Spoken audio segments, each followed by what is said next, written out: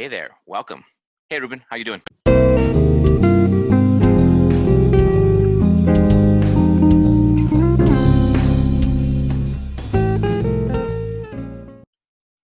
I'm good. Good. Thank you. Today I thought we'd chat a little bit, Ruben, regarding substitutes.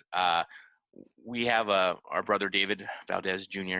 has been substituting, and he asked us recently, some ideas on what to do as a substitute.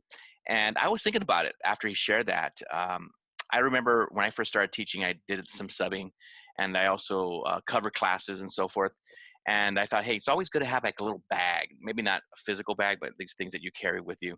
Um, and these are things that I thought today we could talk about that, Rube, about regarding things that we want to maybe bring into that situation where a teacher's asking you to cover or school's asking you to cover.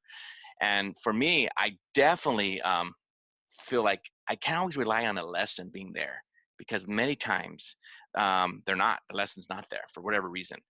And So so you are asked to cover a classroom class, just for and substitutes. you walk into the room, you're expecting a lesson or the students to be busy Right, with some activity, but right. there's nothing there.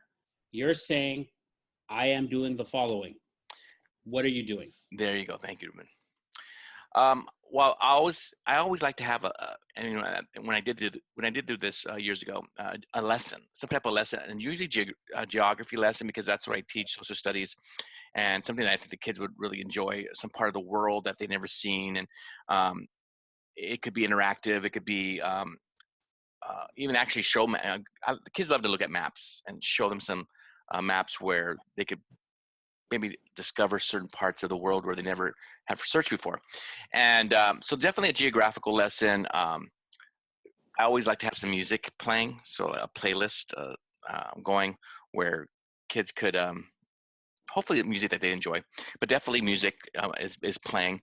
And then also I like to always share with them whatever the lesson is. And now if the teacher did have a lesson, Ruben, I would say things like, we're going to get to the end of the period, end of the class, and I like to do something fun with you guys and have some type of game. Usually we would play maybe 20 questions or do you remember the game we used to play? I think we used to play with Dad, vegetables, fruit.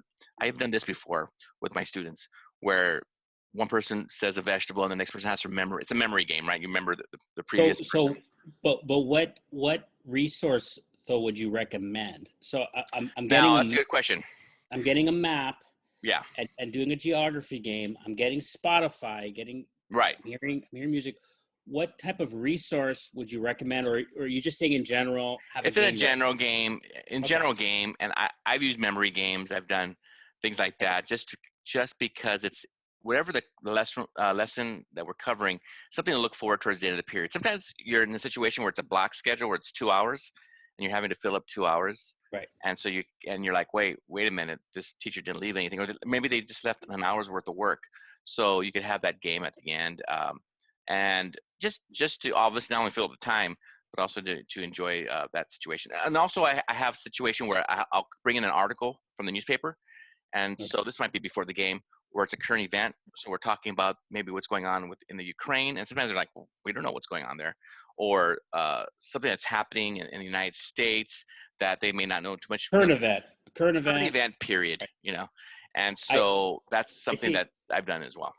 I would only say this, Sure. just as a little asterisk or maybe a just an addendum to that is Mm, one of the problems you might encounter, however, is that you have age groups that vary, sure. and that you might not have a classroom that can keep up with a current event, or maybe maps would be fine, but I want to recommend a book, and I wish I had the book in Oh, front of me, but I gave it away, and I've used it so much that it's like part of my mind. Like it's yeah. I don't even really need it anymore. It's called Theater Games for the Classroom by Viola Spolin. In fact, I will link it into the Please. video description.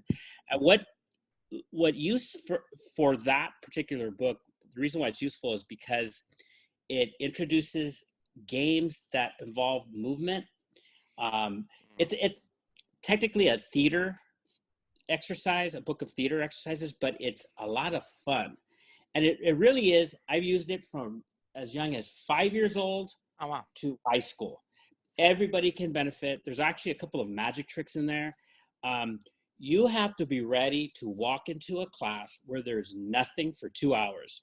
Yeah. How do you balance that time? How do you fill it up?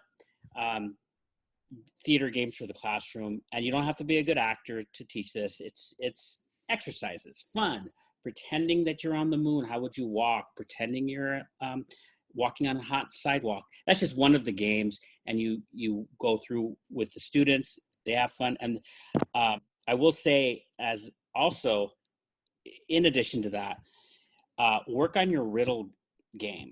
Work on your riddle ability, because not so much with younger kids, although some of the fun riddles maybe, but definitely high school, middle school, they really like riddles. And if you have them at your disposal, you can really use that as well and fill in time. And of course, we have a friend named Praman who used to use magic tricks as a That's right. way to fill in that time and to teach magic. So turn it into a time of having fun. If there's nothing, if there's nothing there, If there's nothing there, you're like, oh shoot, right? Nobody's gonna care. No admin's gonna come in and scold you that you're having fun, and if there's no lesson there, I mean, they're gonna thank you. So, Right. all right, And that's you're it. keeping it. All right, man. Well, thank you very much. Have yourself a good night. Bye-bye.